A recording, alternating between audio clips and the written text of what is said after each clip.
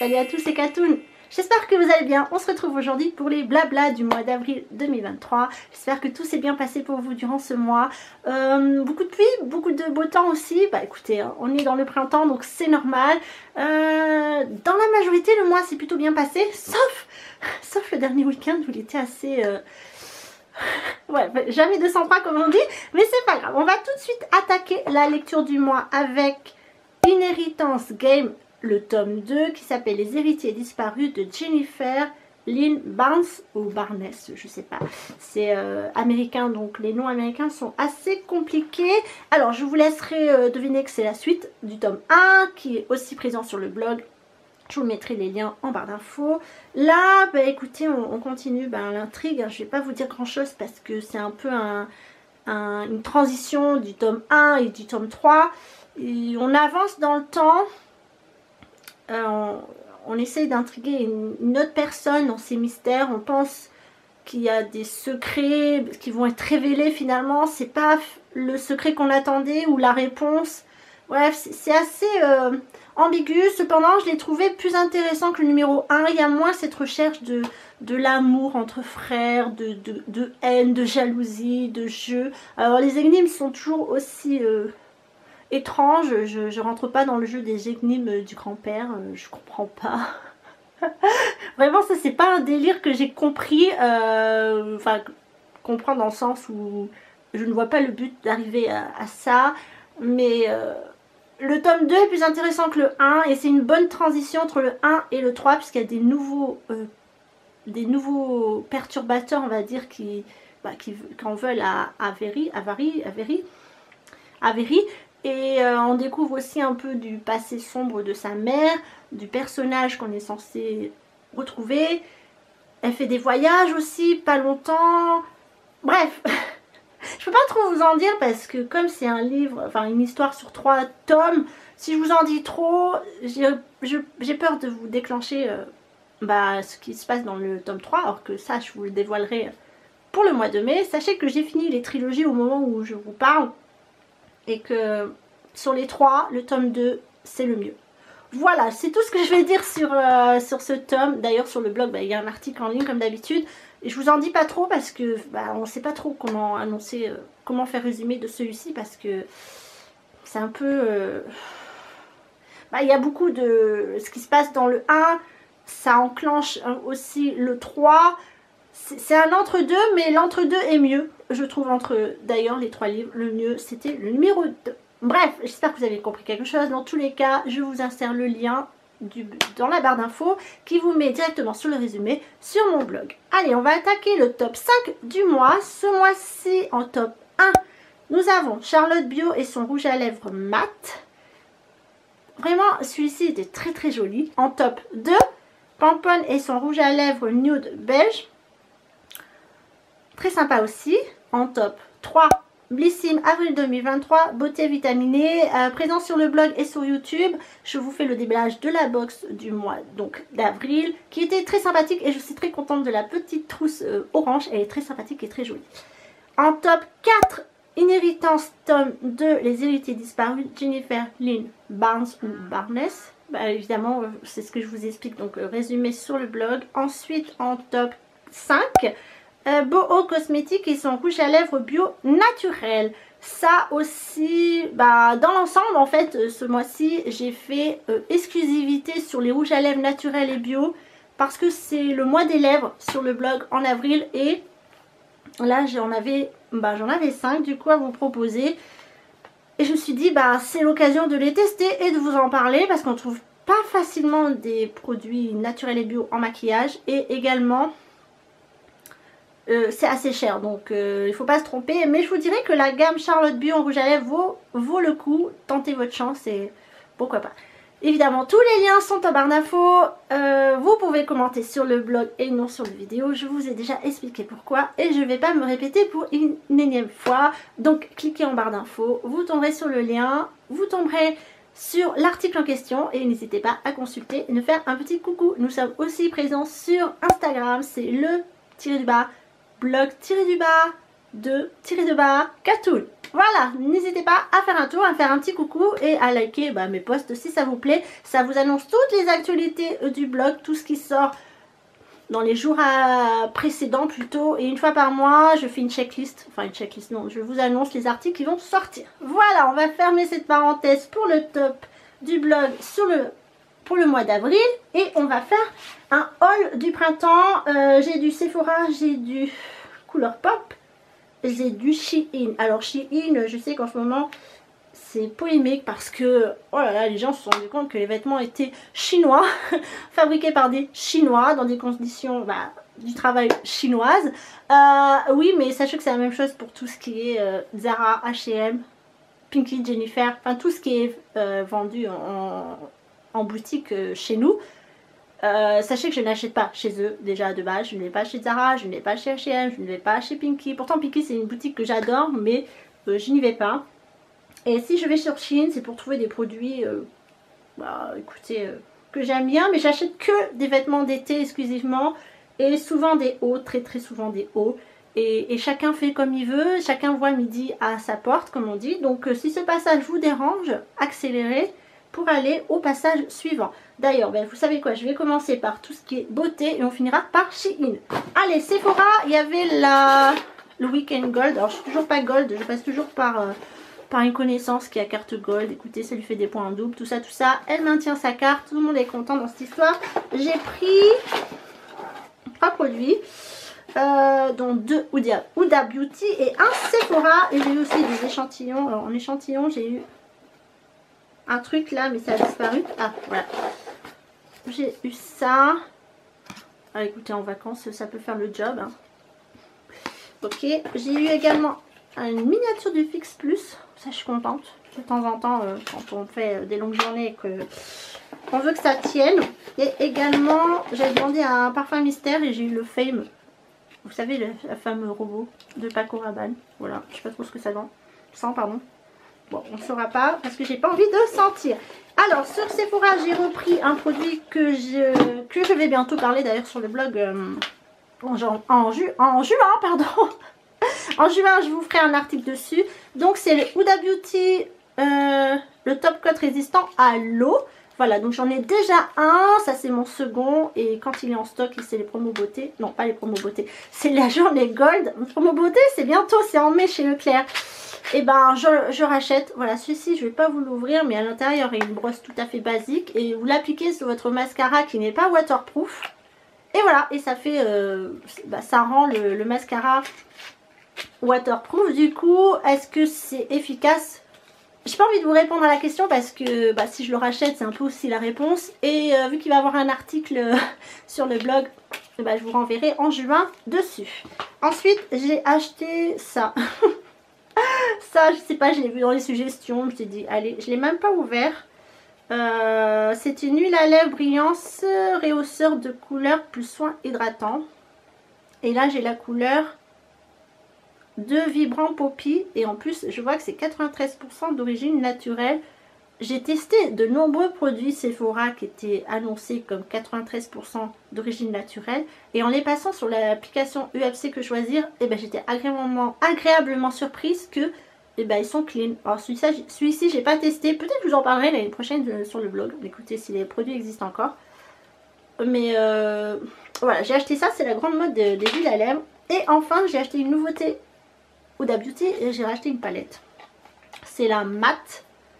Est-ce qu'elle a un autre nom? Elle s'appelle juste matte. Et je vous laisse deviner, c'est que des fards mattes. Et sur les teintes un peu violines, je trouve qu'elle est très jolie parce que packaging comme ça. Voilà, les violines, c'est un peu ce que j'aime. Très sympa. Il y en a qui disent que c'est du vu revu. Oui, elle ressemble beaucoup à la nude, mais moi la nude c'est ma palette préférée chez Huda Beauty. Donc c'est la matte, la Cool Matte Obsession. Voilà, pour être pour avoir plus d'informations. Mais oui, la nude, je crois que c'est plutôt, c'est ma palette préférée chez Huda. Et ça c'est une réplique en plus petit, en matte. Et je suis contente de l'avoir. Ensuite on va continuer avec Colourpop. Voilà, il y avait une collection qui est sortie. c'est la collection Alice au Pays des Merveilles. J'ai voulu acheter un produit, mais il était déjà en rupture, mais c'est pas étonnant puisque c'est très joli. Donc ça m'étonne pas. Et j'ai pris autre chose à côté pour avoir les frais de port gratuits. Bon, vous avez quand même 15 € de taxes puisque ça vient des États-Unis. Je vais vous montrer ça. J'ai acheté 4 palettes. Oui, non, parce que j'en ai pas assez évidemment. Donc on rajoute. Voilà celle de Alice au Pays des Merveilles. Alice au Pays des Merveilles, c'est un dessin animé que j'aime beaucoup. Donc là, c'est la version de Disney. Parce que c'est bizarre et les gens n'aiment pas ce qui est bizarre. Mais moi, j'aime ce qui est bizarre. Voilà. Il manque un peu le Cheshire. Bon, le chat quoi. Et à l'intérieur, donc ça s'ouvre comme un petit livre. Hop. Et ça ressemble à ça. Alors il y a des teintes violettes, vertes pardon, mais ça passe encore. Je trouve que c'est très printanier, très... Ça donne envie en fait de l'utiliser. Et là, ici, voilà. Combien a coûté une quinzaine de dollars je crois. Je sais pas si j'ai la facture. Ah si.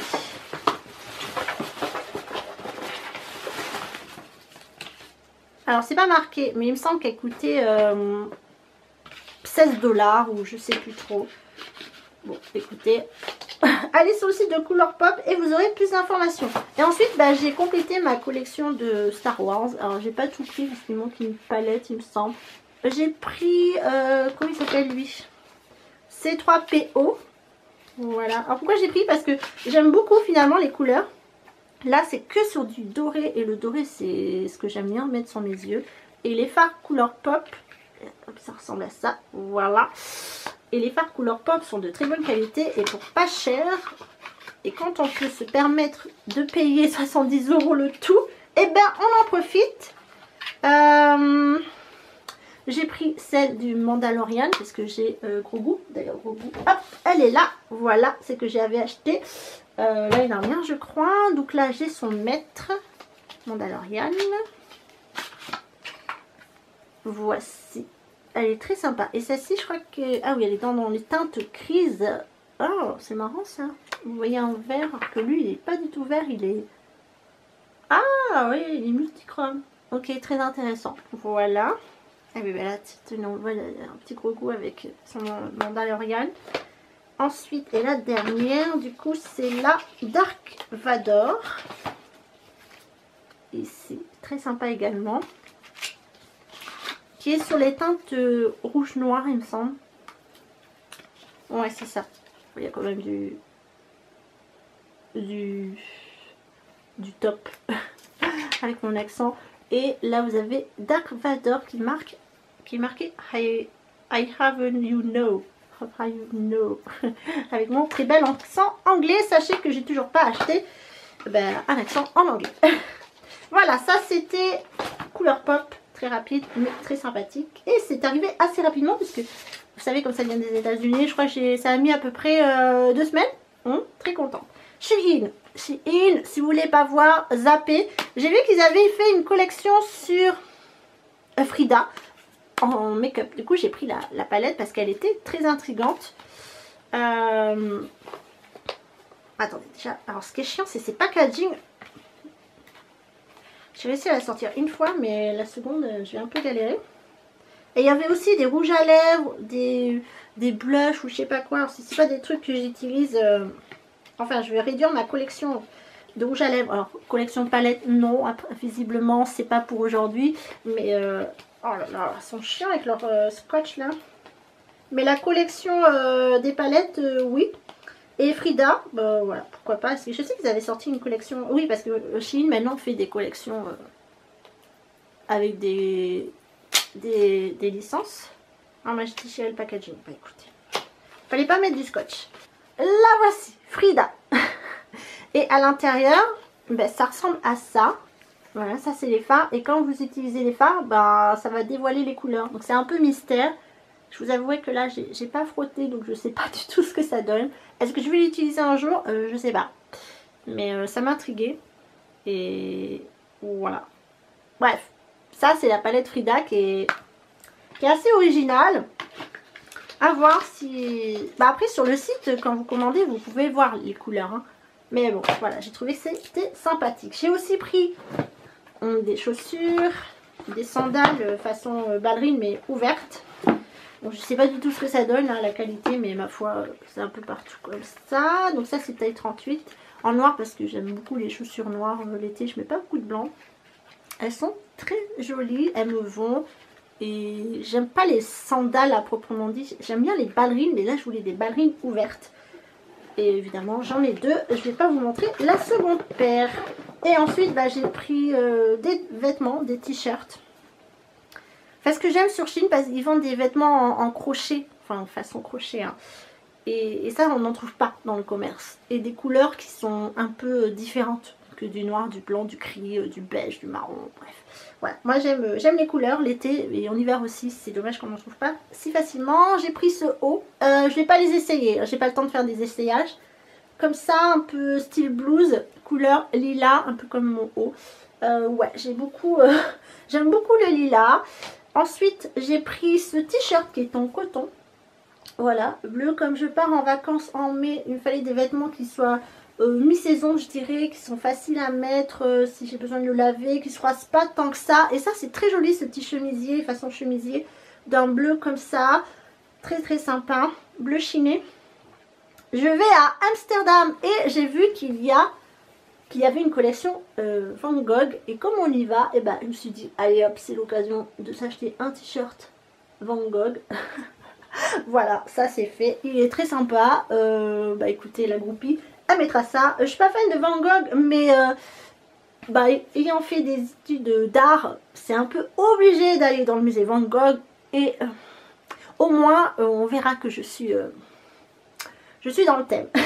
Il y avait également une collection France au moment où j'ai commandé. Donc j'ai pris ce t-shirt. Voilà, ben ça, je pense pas le mettre en... En plus, c'est une grande taille, hein. J'ai pris quelle taille? S. Le mettre en...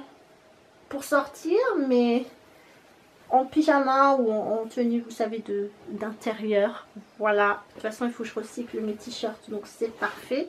Et pour vous prouver que c'est bien une collection Friends, et ben, il y a même l'étiquette. Et ça est derrière Shein. Voilà. Donc si Shein collabore avec Friends, c'est que bah il y a des raisons. Enfin, j'ai continué. J'ai pris beaucoup de bleu hein, dans cette commande. J'ai pris également ce t-shirt qui est en coton, qui est très sympa avec cet effet de lanière là sur le décolleté. On aime beaucoup. Et ces petites façons vagues là. Voilà, ça, même principe pour les vacances. Facile, ça se froisse pas. Je vous laisse deviner encore du bleu. Ça aussi, très sympa ce haut. Vraiment, très facile à mettre, fluide. Ni trop chaud, ni trop froid, qui ne froisse pas, du coton. Il y avait plusieurs couleurs et on aime. Voilà, on aime. J'ai pris aussi des petits shorts, vous savez, façon Bermuda, là. Parce que c'est à la mode et j'avais envie. Voilà, pour traîner à la maison encore une fois, pour faire du sport. Donc ça, c'était un lot de 2. Voici le premier. Est-ce que je suis convaincue? Pas trop, mais bon. C'est marrant parce que la texture, c'est pas la même. Et le second. Voilà, très sympathique. Et enfin, on termine par un maillot de bain. Alors pourquoi j'ai pris sur Shein? C'est surtout pour le haut qui est de façon tropicale. Voilà, mais c'est parce que derrière, c'est un dos classique. C'est pas des brassières, enfin oui c'est une brassière plutôt. Et ça monte assez haut et parfois quand je vais à la piscine, bah, c'est plus pratique d'avoir des hauts brassières. Donc j'ai pris ce haut et en plus il est fort sympathique, très joli. Et évidemment bah, il y a la culotte qui va avec. Je ne l'ai pas essayé, je sais pas trop ce que ça donne. Mais elle a l'air plutôt sympathique, il est très joli ce maillot de bain. Voilà, le haul est terminé. Je pense que... c'est déjà pas mal. Oui, faites pas attention au bordel derrière. Je suis en train de ranger ce meuble. Et il y a beaucoup de palettes qui sont sorties. Et comme chaque mois, je sélectionne 3 palettes à tester. Eh bien, il faut que je fasse un tri. Et c'est que je veux plus... Ben, il faut que je me rappelle. Bref, sur ce, ça c'était le haul du printemps. Je sais pas si je ferai un haul pour quand je reviendrai en vacances parce que je sais pas ce que je pourrais acheter à Amsterdam. Peut-être quand je serai en Allemagne, on passerait à DM, peut-être que je prendrai des trucs, je sais pas. On va pas partir avec une grosse valise donc ça va être un peu restreint. Peu importe. J'espère que vous avez passé un bon mois d'avril ensoleillé comme sous la pluie. Vous avez été en bonne santé et que tout s'est très bien passé pour vous. On se retrouve pour le mois de mai 2023. Pour moi, c'est synonyme des vacances. Voilà, on part une semaine, 5 jours avec mes parents et mon mari, donc je suis très contente. Et puis voilà, vous passez des bonnes journées en travail, en repos, pour les jours fériés, pardon. Et bon courage à tous ceux qui travaillent, comme Bibi, comme moi, pour les jours fériés. Bon, l'autre consolation, en général, quand on travaille les jours fériés, c'est qu'on est payé en conséquence. Donc, ça tombe bien, j'ai des vacances à payer. Bref, sur ce, je vous embrasse et profitez bien de ce mois de mai en espérant qu'il fasse un peu plus meilleur. Mais la pluie, on en a besoin également. Je vous embrasse et à très bientôt. Soyez sages et soyez prudents.